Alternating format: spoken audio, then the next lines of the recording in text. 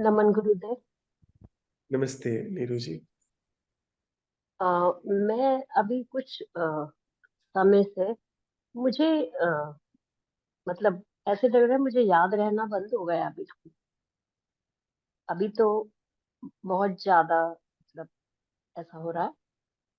तो ये मैं एक्सपीरियंस शेयर कर रही थी। वो ऑब्जर्वेशन में सब कुछ एवरीथिंग इज राइट, बट मुझे वो मेमोरी में चीजें अब याद नहीं रह रही है और बहुत ज्यादा हो रहा है। तो मुझे आपसे वैसे पर्सनली भी शेयर करना था, बट अभी ग्रुप में है तो मे भी शायद आप। बहुत शुभ है, बहुत अच्छी बात है। मेमोरी क्या याद रखने को है? यहाँ पर कुछ याद रखने की आवश्यकता नहीं है। जितना जरूरत की चीज होगी, जीवन सक्षम है वो उतना कलेक्ट करके रखेगा। हम याद क्या रखते हैं?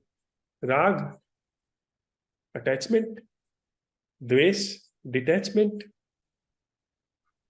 किसने क्या कहा था, किसके लिए क्या करना है, यही सब तो याद रखते हैं। ये सब हमारे अपने संस्कार से आता है, प्रोग्रामिंग से आता है। तो बट सबमिट। जो आपके सेशन से अभी जो कुछ हम लोग पहले मतलब ऐसे होता था कि आई यूज टू रिमेम्बर, है ना, और मेरी एक लिखने की भी आदत होती थी। बट अभी वो तो छूटा ही छूटा, मुझे याद भी रहना बंद हो गया। तो कई बार जैसे तो वो एक अलग सा ही है। तो मुझे अभी तो ऐसा फील हो रहा है कि इतना इतना बिल्कुल ही एकदम कुछ याद नहीं रह रहा कुछ भी। हाँ ठीक है, जो नॉर्मल एक्टिविटीज हैं वो तो चल रही हैं, बट जो एक नई सी मतलब ऐसा लग रहा है जैसे कहीं मेमोरी लॉस तो नहीं हो रहा, इस तरह से फील हो रहा है मुझे। मतलब इतना ज्यादा कुछ याद नहीं रह रहा मुझे। चिंता मत करिए, बहुत शुभ हो रहा है, बहुत अच्छा हो थैंक रहा है।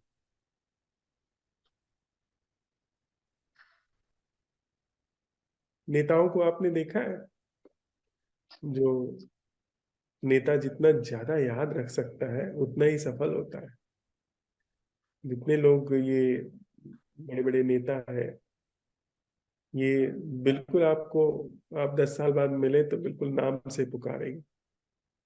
ऐसा नहीं कि उनके पास कोई विलक्षण क्षमता है, वो जो काम कर रहे हैं उसमें यह मांग है कि आप अधिक से अधिक लोगों के नाम याद रखें, तो उससे वो आपूर्ति पैदा हो जाती है।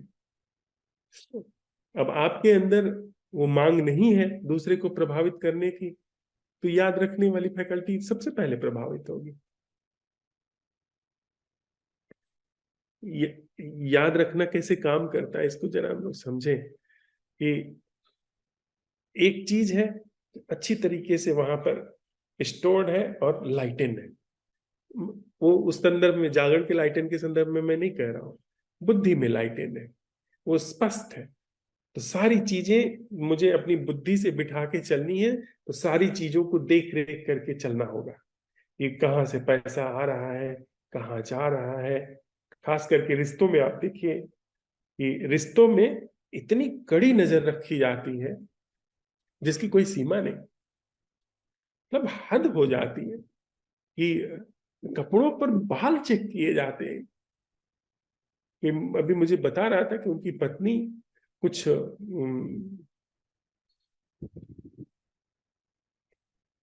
उस जो टेप होता है चिपकाने वाला, उसको ले जाके कपड़े पे ऐसे चिपका चिपका करके देखती है कि कहीं किसी से मिलके तो नहीं आ रहे। कि बाल ऐसे कपड़े पे दिखेगा नहीं, पर ऐसे चिपकाएंगे तो दिख जाएगा। पर उसने कहीं, वो बता रहे थे कि यूट्यूब में कहीं करते हुए देख लिया है, तो आते हैं तो पहले ही गेट पे वो चेक करती है, देखती है कि कहीं कोई निशान उशान तो नहीं है। मतलब कितनी कड़ी नजर रखी जा रही है। हमारे सारे रिश्तों की यही तो गाथा है। सब रिकॉर्ड, जितना कुटिल व्यक्ति होगा, जितना चालबाज चालाक व्यक्ति होगा, उतना छोटी से छोटी बात आपकी नोटिस किए रहेगा कि आपने उस दिन, उस समय पे, उस जगह पर क्या किया था, मुझे पता नहीं है क्या? तुम्हारी सब चीजें मैं खबर रखता हूं या रखती हूँ। एकदम से बिल्कुल स्पाई, पूरी जिंदगी ही जासूसी करने में जा रही। ये क्या करते भाई?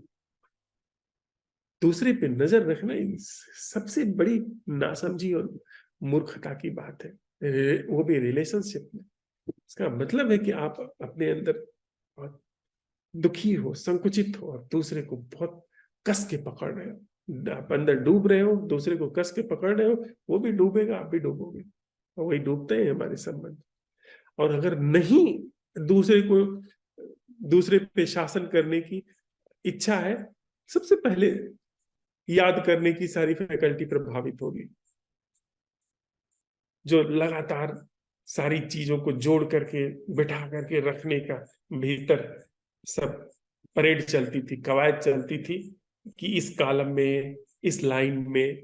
हम लोग जब ट्रेनिंग करते थे तो वो जो स्क्वाड ड्रिल होती थी उसमें इस लाइन में चलेंगे, इस फॉर्मेशन में चलेंगे, आगे बढ़ेंगे, दाहिने मुड़ेंगे।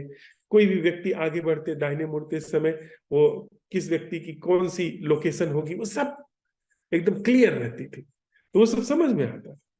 जब आपको जीवन में परेड को साधना है, जब मिला करके लोगों से चलना है, अगर 30 लोगों की स्क्वाड है तो 30 लोगों में पहले व्यक्ति की जिम्मेदारी है कि वो 29 लोगों से तारतम्य मिला करके चले।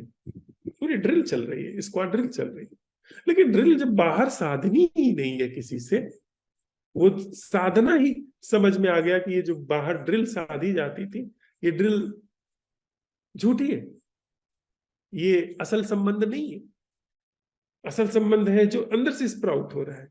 तो गई ना सब चालबाजी। कुछ दिन में आप बुद्धू भी घोषित हो सकते हैं कि इसको तो कोई भी बुद्धू बना जाता है। कबीरा आप ठगाइए और न ठगिए कोई, आप ठगे सुख उपजे। पर मैं तो, मुझे कहना हो तो, आप ठगे सुख उपजे नहीं, जब सुख उपजे तो आप ठगे। कि जब सुख उपजना शुरू होता है अकारण, तो अपने से आदमी ठगाने लगता है कि भैया ठगो, जितना ठग सकते हो ठगो। कौन किसको यहाँ ठगता है? सब ऊपर ऊपर की बातें। और एक बात, ये स्मृति फिर आनी शुरू हो जाएगी जब यह एक वाइप आउट होगा एक प्रोसेस। तो जितनी जिनविन मेमोरीज है वो अपने आप आपको जब जरूरत पड़ेगी आ जाया करेंगी। तो पूरी अपने को समेटिए, पूरी तत्परता से। जो दिशा जीवन ने खोली है उसकी तरफ देखिए। मतलब अपरोक्ष रूप से, जो प्रत्यक्ष रूप से मुंह जो है वो अपनी तरफ है प्रत्यक्ष रूप से, और अपरोक्ष रूप से मुंह अज्ञेय की तरफ है। समझिए ये बात। प्रत्यक्ष रूप से का मतलब जिंदगी में जो भी कुछ घट रहा है उसमें जागरण है, और अपरोक्ष रूप से निष्ठा अज्ञेय में। मतलब प्रत्यक्ष रूप से जो भी कुछ घट रहा है ज्ञात के जगत में, अज्ञात के जगत में, जो भी पकड़ में आ रहा है उसमें भरपूर अवेयरनेस है। पर निष्ठा यहां नहीं। वो ज्ञात में जब निष्ठा होती थी तब एक दूसरे को सब मिला जुला करके रखते थे, यहां निष्ठा ही भंग हो गई। यानी निष्ठा अज्ञेय में, अपरोक्ष रूप से निष्ठा अज्ञेय में। इस पर हम लोग प्रयोग करते रहे।